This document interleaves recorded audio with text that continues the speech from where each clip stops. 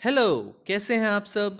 स्वागत है आप सबों का मेरे YouTube चैनल पे। मेरा नाम निखिल है और आज की क्लास में हम लोग सॉल्व करने जा रहे हैं ग्रामेटिकल एरर्स, जिसमें जो कि मल्टीपल ग्रामेटिकल एरर्स है। तो एक सेंटेंस में आपका दो एरर होगा, तो आपको फाइंड आउट करना है कि वो कौन सा सेंटेंस है जिसमें एरर है। तो सेंटेंस आपको गिवन है, फर्स्ट वाला क्या कि fringe elements in the name of crop protection has appeared to be on the prowl and operating with impunity in some of the states. The unchecked manner in that they are unleashing violence without the fear of law and order is matter of serious concern. तो ये क्या है, ये एक sentence था। अब मेरा एक सवाल है आपसे कि अगर इस सेंटेंस का मैंने हिंदी बता दिया तो क्या आप उसमें ग्रामेटिकल एरर ढूंढ पाओगे? अगर ढूंढ पाओगे तो मैं इसका हिंदी बता रहा हूं, आप ढूंढो, ठीक है। तो फ्रिंज एलिमेंट मतलब होता है आपका क्या, तो फ्रिंज एलिमेंट मतलब होता है group of people in the name of cow protection. तो कॉ प्रोटेक्शन के नाम पे has appeared to be on the prowl, तलाशी करते हैं। Has appear to be on the prowl, prowl मतलब होता है तलाशी करना, तो वो क्या करते हैं, तलाशी करते हैं। एंड ऑपरेटिंग विथ इम्प्यूनिटी, और वो इम्प्यूनिटी मतलब होता है दंड से मुक्ति, दंड के भय से मुक्ति। और कैसे ऑपरेट करते हैं वो, मतलब किस तरह से काम करते हैं, दंड के भय से मुक्त होकर वो काम करते हैं। In some of the states, कुछ स्टेट्स में। फिर the unchecked manner in that they are unleashing violence, और जिस अनचेक्ड मैनर में, जिस बुरे तरीके से वो क्या करते हैं, अनलिशिंग मतलब क्या होता है आपका, शुरू करना। तो जिस तरह से, जिस मैनर में वो वायलेंस शुरू करते हैं, without the fear of law and order, बिना लॉ एंड ऑर्डर के डर से, is a matter of serious concern, ये एक सीरियस कंसर्न का मैटर है। तो इसका सिंपल सा हिंदी हो जाएगा कि फ्रिंज एलिमेंट कॉ प्रोटेक्शन के नाम पे जो तलाशी करते हैं और दंड के भय से मुक्त होकर कुछ स्टेट्स में काम करते हैं, और जो मैनर है उनका शुरू करने का, वायलेंस, बिना लॉ ऑर्डर के डर से, यह एक सीरियस कंसर्न है अभी के टाइम का, है ना। तो अब इसमें आप बताओ कि एरर कहां है। क्या आप एरर बता सकते हो? आपको तो पता चल गया हिंदी मीनिंग इसका। तो सिंपल सा लॉजिक है यहां पे कि हिंदी मीनिंग आ जाने से आपका एरर नहीं होता है, एरर होता है ग्रामेटिकल कंसेप्ट को समझने से। तो इसलिए इसके ग्रामर को देखिए, हर एक सेंटेंस जो है वो सेंटेंस क्या है, as a part of speech use हुआ है। यहाँ पे फ्रिंज एलिमेंट्स है, तो फ्रिंज एलिमेंट्स में जो आपका फ्रिंज है वो नाउन है, फ्रिंज क्या एडजेक्टिव है, इन क्या प्रीपोजिशन है, द क्या डिटरमाइनर है, और डिटरमाइनर किसको सिग्नल करता है, नाउन को। तो नेम क्या हो गया, यहाँ पे नाउन हो गया। उसी तरह से फिर ऑफ क्या है आपका, ऑफ यहाँ प्रीपोजिशन आ गया, तो प्रीपोजिशन अपना एक नाउन लेके आता है ऑब्जेक्टिव फॉर्म में, तो प्रोटेक्शन क्या हो गया, ऑब्जेक्टिव फॉर्म में। तो इस तरह से सेंटेंस आपको समझना होता है, ठीक है। तो अब क्या है कि इस सेंटेंस में एरर क्या है, तो एरर यहां पे बता सकते हो आप क्या है। तो सबसे पहला एरर जो है यहां पे, आप ये देखोगे कि ये सेंटेंस में आपका एक तो आर यहां है, जो क्या बता रहा है कि सेंटेंस प्रेजेंट में है, आर अनलीशिंग, है ना, प्रेजेंट और प्रेजेंट कंटिन्यूअस में है। फिर क्या है, फिर ये इज भी बता रहा बाद में कि सेंटेंस क्या है, प्रेजेंट में है ना, प्रेजेंट और प्रेजेंट कंटिन्यूअस के फॉर्म में है। अब यहां पे क्या हुआ, जो यहां पे स्टार्ट हुआ हैज अपीयर्ड, देखिए ये परफेक्ट में लेके चला गया सेंटेंस को। तो यहां पे क्या है, प्रेजेंट और प्रेजेंट कंटिन्यूअस फॉर्म में सेंटेंस है, उसको आप परफेक्ट नहीं बना सकते हो, है ना। तो यहां पे हैज अपेयर्ड नहीं होगा, यहां पे इसको प्रेजेंट बनाइए आप, और इसका प्रेजेंट यहां पे क्या हो जाएगा, अपीयर। क्यों, क्योंकि fringe element the name of cop protection, यहां पे क्या हो जाएगा आपका अपीयर, क्या हो जाएगा यहां पे अपीयर, क्योंकि फ्रिंज एलिमेंट्स है और इसी फ्रिंज एलिमेंट्स के लिए वर्ब यूज हुआ है ना। ये कॉप प्रोटेक्शन, इसका ये सब्जेक्ट है यहाँ पे फ्रिंज एलिमेंट्स, और चूंकि ये एलिमेंट्स प्लूरल सब्जेक्ट है इसलिए यहां पे क्या हो जाएगा आपका हैज अपेयर्ड की जगह अपेयर होगा, ना कि अपेयर्स होगा। क्यों? क्योंकि ये प्लूरल सब्जेक्ट है और प्लूरल सब्जेक्ट का वर्ब क्या होगा? प्लूरल होगा। आई बात समझ में? फिर नेक्स्ट इसमें क्या है एरर?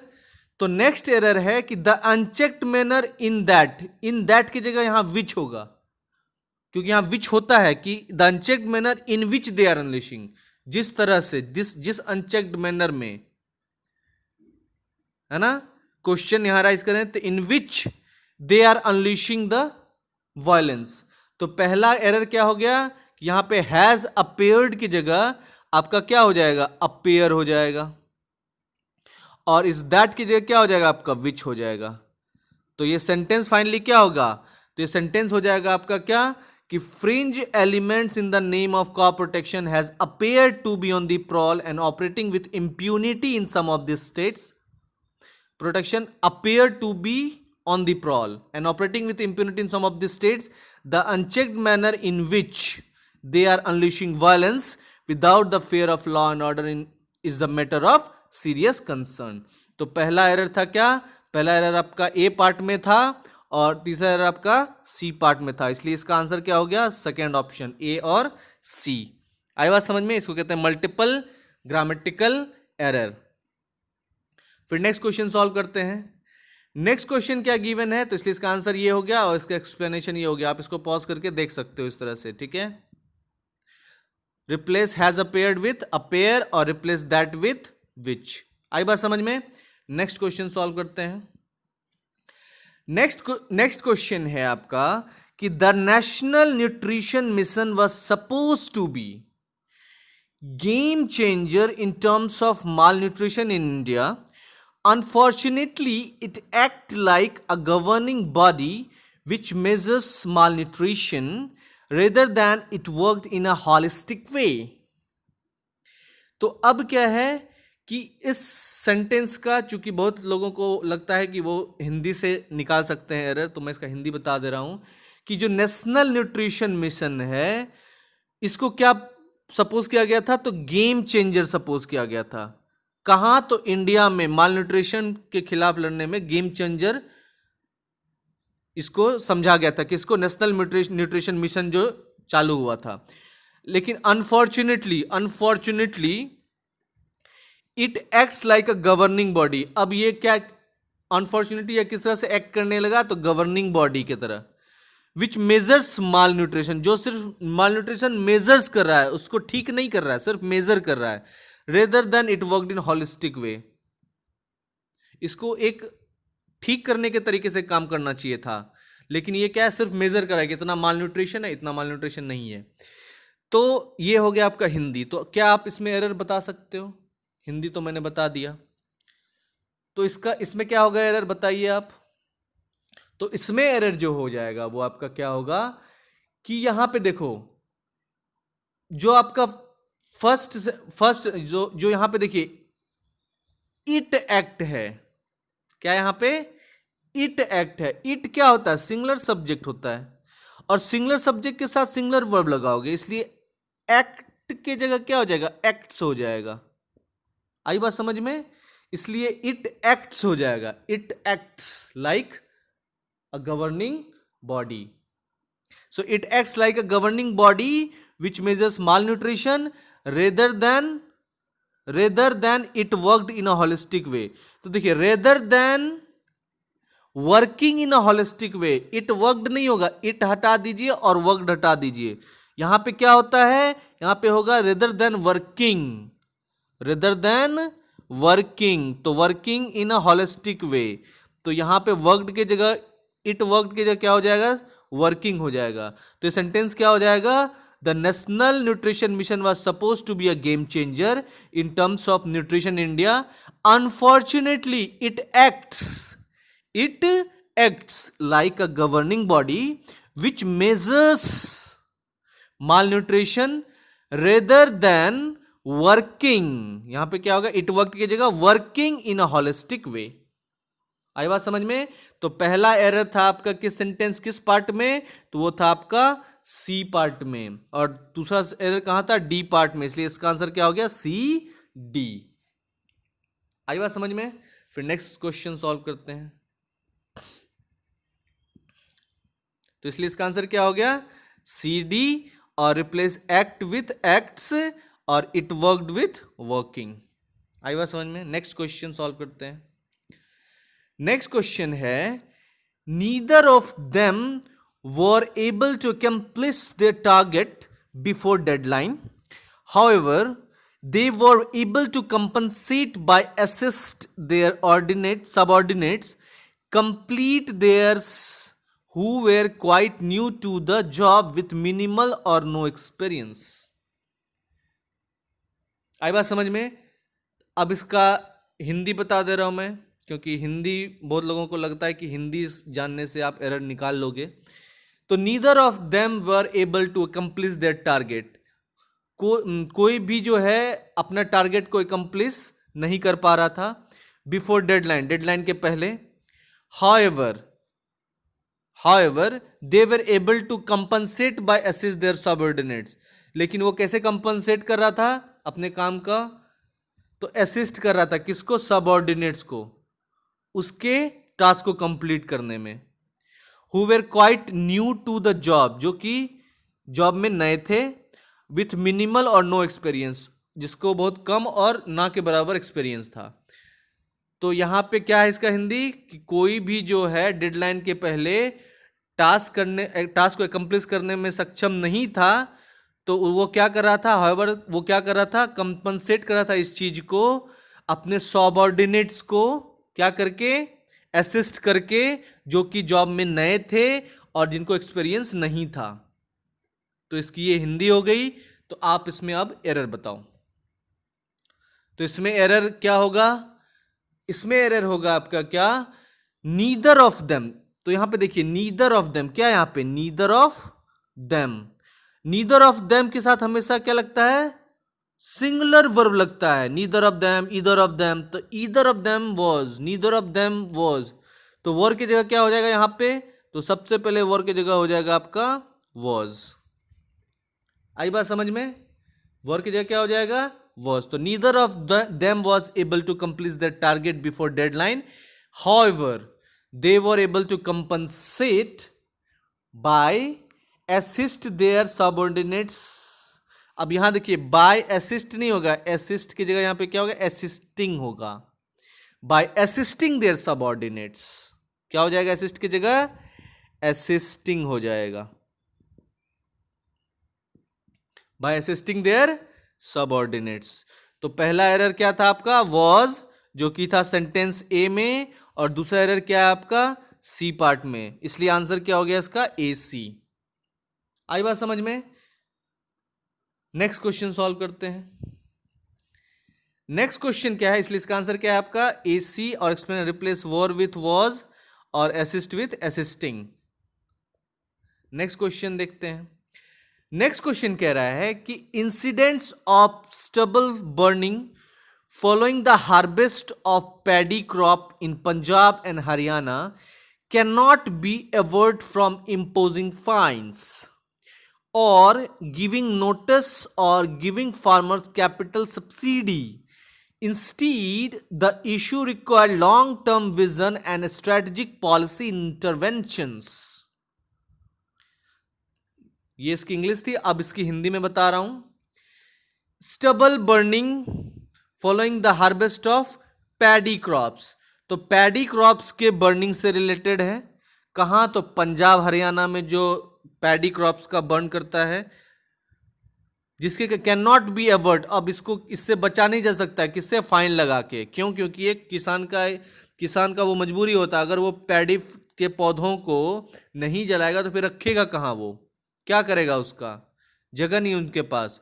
तो इसलिए क्या है? और गिविंग नोटिस, तो ये चीज जो है फाइन इंपोज करने से या फिर नोटिस देने से फार्मर को, या फिर कैपिटल सब्सिडी देने से नहीं चलेगा। इंस्टीड इस इशू के लिए, इंस्टीड ये इशू जो है, एक लॉन्ग टर्म विजन और स्ट्रेटजिक पॉलिसी इंटरवेंशन इसमें चाहिए। तो जो पंजाब हरियाणा में स्टबल बर्निंग होता है, उसको रोकने के लिए सरकार को फाइन या फिर फार्मर को सब्सिडी या फिर नोटिस दे के नहीं करना चाहिए, वो एक लॉन्ग टर्म विजन, कुछ ऐसा पॉलिसी लाना चाहिए, लॉन्ग टर्म विजन या पॉलिसी इंटरवेंशन लाना चाहिए जिससे कि ये चीज़ कम हो जाए। ठीक है, तो ये सरकार को करना होगा। आया बात समझ में? तो अब इसमें एरर ढूंढिए। तो क्या एरर इस सेंटेंस में आपका एरर क्या है? तो यहां देखिए, instead of stubble burning following the harvest of paddy crops Punjab and Haryana can not be averted. यहां पे क्या हो जाएगा आपका? Can not be averted. तो यहां पे कैन नॉट बी एवर्टेड हो जाएगा, एवर्ट नहीं रहेगा, एवर्ट यहां पे नहीं होगा, कैन नॉट बी एवर्टेड, है ना? इसको एवर्ट नहीं किया जा सकता है, can not be averted from imposing fines, from imposing fines. अब क्या है? और गिविंग नोटिस और giving farmers capital subsidy instead the issue. अब यहां देखिए क्या है, यहां पे इशू है, और इशू क्या आपका? सिंगुलर सब्जेक्ट है, सिंगुलर सब्जेक्ट के साथ हमेशा सिंगुलर वर्ब लगेगा, तो रिक्वायर का क्या हो जाएगा यहां पे? रिक्वायर। तो इसलिए यहां पे क्या हो जाएगा? रिक्वायर की जगह क्या हो जाएगा आपका? रिक्वायर्स। क्यों? क्योंकि सिंगुलर सब्जेक्ट के साथ क्या लगता है? Singular verb. आई बात समझ में? और यहां पे क्या होगा? एवर्ट की जगह एवर्टेड। तो पहला एरर किस सेंटेंस में था? तो पहला एरर था आपको सेंटेंस बी में, और दूसरा एरर किस में था आपका? डी में। तो इसलिए इसका आंसर क्या हो गया? B D. आई बात समझ में? फिर नेक्स्ट क्वेश्चन सॉल्व करते हैं। नेक्स्ट क्वेश्चन क्या है? तो well it be a no brainer that more than 70% of the accident occur on account of people's behavior. If drivers obey the speed limits, fewer accidents occur on roads. इसकी हिंदी क्या है? तो will it is a no-brainer that the 70% of the accident occurs on account of people's behavior.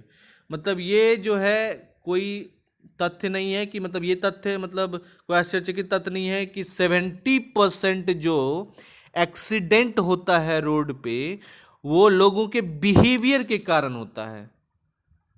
If driver obey the speed limit, अगर driver speed limit को obey करेगा तो कम accident होगा, fewer accident occurs on the road. आई बात समझ में? तो जो ये एक्सीडेंट होता है 70% वो लोगों के बिहेवियर के कारण होता है। अगर ड्राइवर स्पीड लिमिट ओबे करेगा तो बहुत कम एक्सीडेंट होगा। तो चलिए बताइए इसमें एरर क्या है? तो इसमें एरर क्या है वो देखिए। इसमें एरर है कि यहां पे देखिए, with well it is no brainer that more than 70% of the accidents, यहां पे 70% है क्या? Of the accidents occur. अब यहां देखिए 70% ऑफ दी के साथ प्लूरल सब्जेक्ट लगेगा, और यहां पे प्लूरल वर्ब दिया गया है अकर। तो इसलिए क्या है, इस एक्सीडेंट जो है ये सिंगुलर में है, तो इसको क्या करना होगा आपको? पहले यहां पे इसको आपको प्लूरल बनाना होगा। तो इस एक्सीडेंट के जगह पहले आप क्या लिख दोगे? इसको प्लूरल बना दो, एक्सीडेंट्स। आई बात समझ में? तो of the accidents occur on account of peoples behaviour, if driver obeyed the speed limits, fewer accidents on the road occur.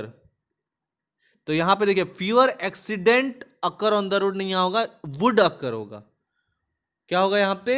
would occur होगा, क्योंकि होगा ना वो, तो इसलिए यहां पे occur के जगह क्या लिख देना हमें?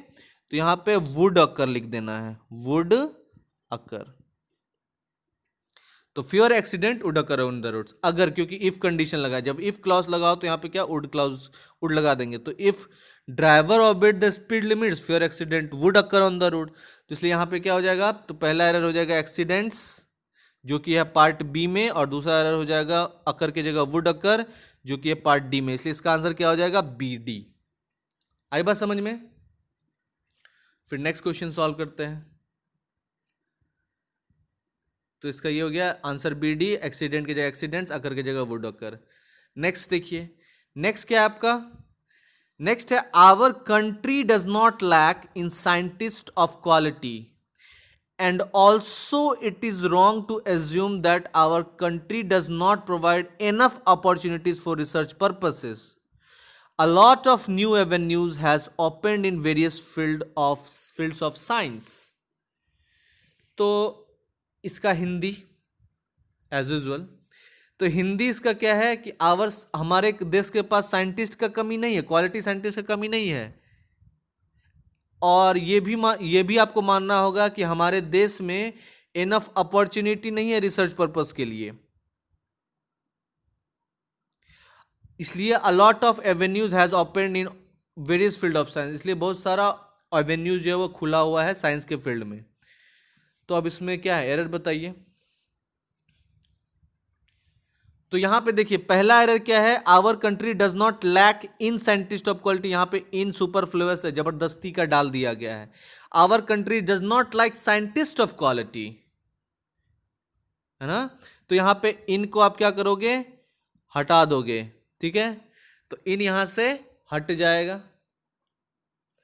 अब नेक्स्ट क्या है, and also it wrong to assume that our country does not provide enough opportunities for research purposes, a lot of new avenues has opened. अब देखिए यहां पे एवेन्यूज जो है वो क्या है, प्लूरल सब्जेक्ट है, तो प्लूरल सब्जेक्ट के साथ आप प्लूरल वर्ब लगाओगे ना, तो यहां पे हैज की जगह क्या हो जाएगा, आपका हैव हो जाएगा ना, तो इसलिए यहां पे क्या, एवेन्यूज हैव ओपेंड। आई बात समझ में। तो यहां पे पहला एरर था किस पार्ट में, आपका सेंटेंस पार्ट ए में, और नेक्स्ट एरर किस में था आपका, तो नेक्स्ट एरर था आपका डी पार्ट में, तो इसलिए इसका आंसर क्या हो गया, ए डी। आई बात समझ में, इसलिए आंसर क्या हो गया इसका, ए डी। नेक्स्ट क्वेश्चन सॉल्व करते हैं। नेक्स्ट क्वेश्चन है, had he worked hard he would pass the examination in first attempt itself. All he needed was to focus on his own preparations and not bothering about what others were recommending him to. तो यहां पे देखिए, यहां पे क्या हो जाएगा, as usual इसका हिंदी पहले बता दो, had he worked hard he would pass the examination in first attempt, अगर उसने मेहनत की होती तो वह एग्जाम को फर्स्ट अटेम्प्ट में अपने आप पास कर लिया होता। All needed was to focus, सिर्फ नीड क्या था उसका, कि उसको फोकस करना था अपने प्रिपरेशन पे, और उसको इस चीज का बॉदर नहीं करना कि दूसरा क्या रिकमेंड कर रहा है उसको। तो इसमें एरर क्या है बताइए आप। तो इसमें देखिए हैड ही वर्कड हार्ड, यहां पे होता है ही would have pass the examination, तो ही वुड हैव पास्ड होगा यहां पे, तो ही वुड हैव, वुड के साथ क्या होगा यहां पे, would have passed the examination, है ना, he would have passed the examination. आई बात समझ में। फिर है in the first attempt itself all he needed was to focus on his own preparations and not bothering about, यहां जबरदस्ती बॉदरिंग नहीं, bother, not bother about, and not bother about what other were recommending to him. तो पहला error था आपको Kisna, would पास की जगह would have passed होगा, तो फर्स्ट एरर था ए पार्ट में, और दूसरा एरर था आपका सी पार्ट में, इसलिए इसका आंसर हो जाएगा ए सी। आई बात समझ में। नेक्स्ट क्वेश्चन सॉल्व करते हैं। नेक्स्ट क्वेश्चन है, that was the most unique opportunity he got in his life, however he squandered it as he doesn't seeming to be interested in working in any other field than architecture and designing.